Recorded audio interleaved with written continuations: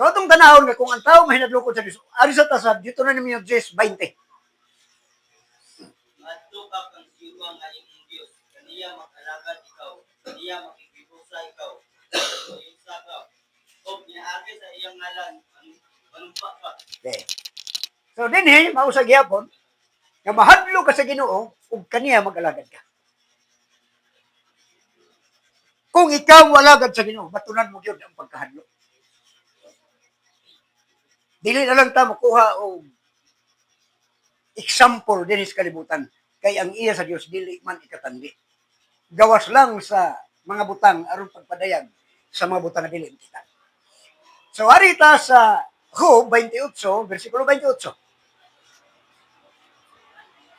Kung ingon siya sa tao, iya karon ang mahadlok sa Ginoo, nga mao ang kaalam o ang pagkaligay sa dautan mao ang salabutan. Ang pagkahadlok sa Dios maoy usa ka kaalam. Ug kung ulikay ka sa mga dautan, kini mo'y usa ka salabutan. So dunay taong maalamon pero way salabutan. Dunay mga taong maalamon pero way salabutan. Doon na say mga taong na ay salabutan, wa say kaalam. Tingali maglibog ka mo kung si kalainan sa kaalam o salabutan. Sa English, ang kaalam is wisdom. Ang salabutan is understanding. So, doon na sila gitawag og distinction or exclusiveness in meaning. Lahi ang kaalam, lahi ang salabutan. Parehas karon nag-eskwela ka para ka makabatunog kaalam.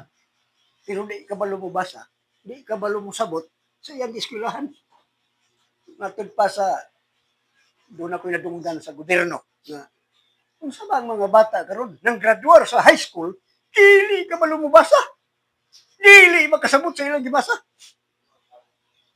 Mauingon sa taga-DepEd. Ambot lang. Kay sa amo, kanito grade 1 pa ako, kabalo naman ako mubasa. Ay ang PPM pilar among libro sa una. Memoryahon pa na ako sa una. Itudlo ni nanay ang word para akong basahon. Laguna na ako daan. Tingalan siya nila. Di man mahog, gibasa. Gimumuli ako nun. Kabalo na akong basa. Grade 1 pa ako. Pero matod pa sa DepEd, karon ko no, nag-senior high na.Ganisod pagbasa sa in English, bisa ng pinisaya. Nya, di pagyan ko na makasabot. Sige, basa. Ko nga, lahi siguro. Nagtuo ako nga, ang nakaingon ani atong pandemic. Kay, online naman. Nga, pag-abot sa online, ang mga mama may nagtrabaho. Na ako'y kauban nga pasayro nga mama, nag-ingon nga, kining panahon na, murag kitang mga mama, ang achievement. Kaya sila naman ito, munay rason siguro. Pero, sa gingon ko na,